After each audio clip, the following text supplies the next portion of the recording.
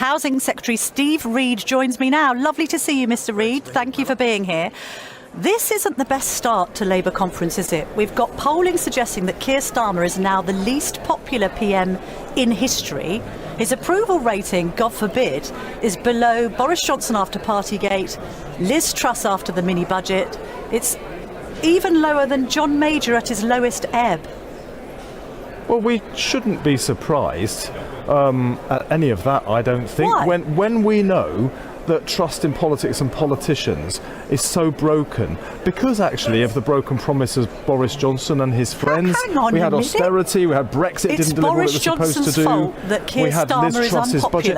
Well, they've shattered trust in politics, and I'm afraid it's shattered, and people are not going to give their trust back until they see change that they can feel in their lives. So what we've started to do as a government is start to turn around the issues people voted for change on. So with 10 months with this government, wages have gone up faster than in 10 years under the previous government. And one of the things that people are really worried about is the cost of living. Yes. So the fact they're now seeing wages rise faster than prices for the first time is a real benefit, but it takes time for that to feed through. We're not going to have party political broadcasts on the show. Let's just be realistic about this. That's just what we're doing as a government. I know, I get that. But let's be honest, Keir Starmer is far less popular now than he was when he was elected PM. The reason for that is he keeps on doing U-turns, flip-flopping.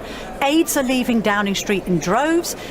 Angela Rayner's had to resign. Peter Mandelson's had to be sacked. He's coming out with wildly unpopular policies that he then has to reverse when the left says, by the way, this wasn't why you were elected. We've now got the digital ID card scheme. 2 million people have already signed a petition. So the least popular PM in history has now come up with one of the least popular policies in history. He's doing a terribly bad job. I know that's why the he's GB News unpopular. narrative, but it isn't actually true. No, that's the country's narrative.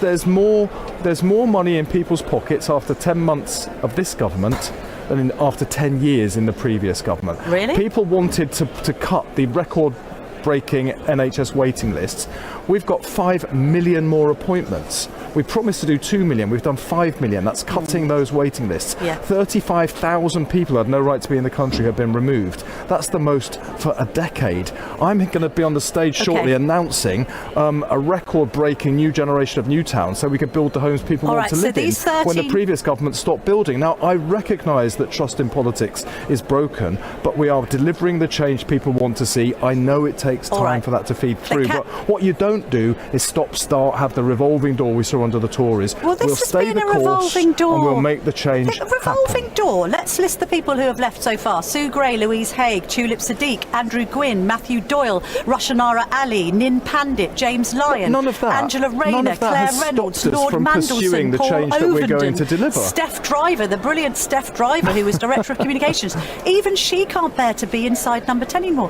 What do you do? This is the ultimate revolving door. No, it isn't. The door hasn't stopped spinning for the people leaving number 10. Absolutely not. Do you know, I think we had 1 year, we had 3 prime ministers under the Conservatives in just 1 year. Grant Shapps had 3 different cabinet roles in just 1 year. We're going to stay the course with this prime minister, and we're going to keep doing what we need to do to put money in people's pockets. So the announcements I'm making today around housing, it's really important. We have a housing crisis in this country because the previous government wouldn't build the homes people want to live in. And so we've got young people, some of them might be watching this show today, who simply cannot get that first foot on the housing ladder, and they deserve the chance you and I had when we were younger. So we're going to give them we're going to build the home so they can share in the dream of home ownership that so many of us that are older enjoy. How many homes have you built so far under Labour? Well, do you know how long it takes for a planning application to go through? Just how many? Do you know how long it takes? Just give me the figure. Well, we're currently dealing with dealing with the tail end of what the Conservatives were doing, because it takes more than 18 months from an application to the home being built. Please answer the question. No, but I'm not going to take the blame for what the Tories did. No, I'm going to take the blame for what Labour does if it goes wrong subsequently. We're changing the rules to speed up planning so that the problem we're seeing now doesn't happen again in future. How many houses have been built under Labour so far?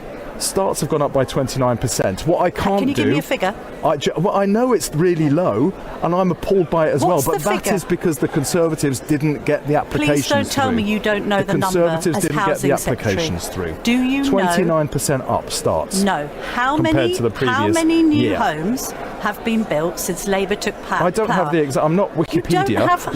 No, I'm not Wikipedia. No, I'm here you're to the talk to you housing about policy. No, that doesn't mean I know every single statistic going on in the entire housing sector. You don't know how many only know it homes... because it's written in front of you. Well, but I'm not Tell in me what it charge is, of and housing. we can How can my producer have this figure and you not have it? Well, because somebody's researched it for you and given it to you, and You someone should hasn't know researched it for me and given it to me. What I know I need to do is build new You're homes. the housing So we're secretary announcing and you today, don't know how many houses have been plans to completed under build Labour. a new generation of Genuinely. new towns for the first time since the Second World War. That will be more than 300,000 new homes, giving young people the chance to get their foot on the housing ladder, giving people that are stuck in squalid, substandard, expensive rental accommodation the chance to get somebody that they can afford to rent. Forgive me. It's putting the key to a decent homes in the hands of the British people. Me, Steve Reed. Because you've got a stat on a bit of paper that I haven't got says nothing whatsoever. I'm surprised. Other than you're trying to do a gotcha moment. I'm not and that's trying so sad for your viewers because they'd probably like a sensible debate. This is silly. Yes, it is. It's not a gotcha. Camilla, it's very silly. It's not a gotcha for me to ask you as Housing Secretary how many new homes have been completed since Labour took power. That is like the most basic I know it's stat. unacceptable. I know it's unacceptable because we're dealing with the tail end of the Tory failure to get applications in. They scrapped housing targets. We're putting them back in. We've got a law going through Parliament now that will get royal assent in November that will speed up the planning process so that when we get an application, quicker to get a consent, quicker to get spades in the ground, quicker to get that home built, somebody can buy it, somebody can rent it. We will end the housing crisis that we saw under the Conservatives. I'll tell you how many have been built so far. It's 117,390. And it's too low. It's far too low because at that rate it's going to take 13 years to reach your 1.5 million housing target by the end of Parliament. But I fear, Camilla, you're not listening to what I'm saying. Because what I'm saying is I've just asked you for a really basic figure and you're saying it's a gotcha and when I'm trying to explain what we're doing. So we're changing the planning laws. It's going to get royal assent in November. It will speed up the planning process, and then we're working with the developers to make sure that they're training up enough people in construction and engineering and quantity surveying so that we can build 1.5 million homes over the course of this Parliament. It won't be built at the same rate in year 5 as in year 1 because the changes that we're making now will make it go faster as we work through the Parliament. So we will get those homes built. The level right now is unacceptable, but it's at that level because the previous government didn't do, when they were in power, what I'm doing today to speed it up. Well, the last year that they were in power, they did get up to 200,000 plus homes in the final year. But my question is this: how can you say that you'll definitely meet that 1.5 million housing target when so far you're nowhere near it?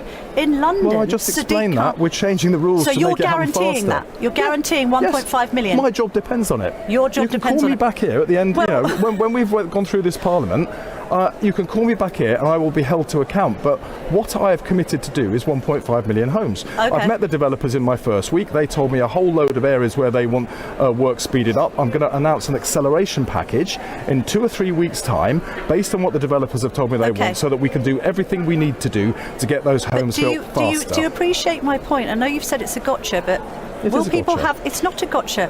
Why would people have confidence that you'll meet the target if you didn't have an answer to the question?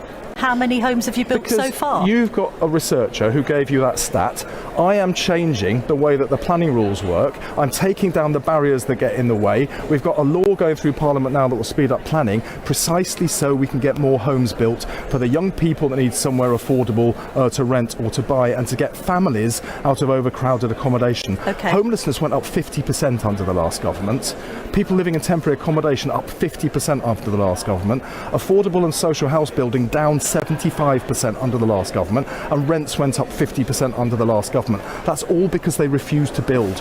I won't refuse to build. In fact, my slogan is build, baby, build, and we're going to get those homes built because people's lives and livelihoods and life chances depend on it. Okay, so it's borrowed from the Donald Trump school. He says, drill, baby, drill. You want to say build, baby, build. Do you like Donald Trump? Because Sadiq Khan thinks that he's a racist and an Islamophobe, and yet your leader has just rolled out the red carpet for him. well, here's the President of the United States, and the United States are our closest ally, so it's quite right. So that we should work is as Trump a closely with them racist and an as Islamophobe, or as someone that possible. should be welcome to the Well, country? he does sometimes say slightly strange things. He Racist said, He things? said London was going to adopt Sharia law. That absolutely isn't the truth. I'm proud to be a Londoner. I represent a London constituency. Nobody is looking at bringing in Sharia law, so Donald Trump was wrong on that. But the US is our strongest trading partner. We secured a trade deal with the US recently. It was the best trade deal that any country in the world has secured, and it protected tens of thousands of car workers' jobs in this country, and it means we can export more British goods to the US than before. I'm getting a countdown in my ear, Steve Okay. Reed. Thank you very much indeed for your time this Pleasure. morning.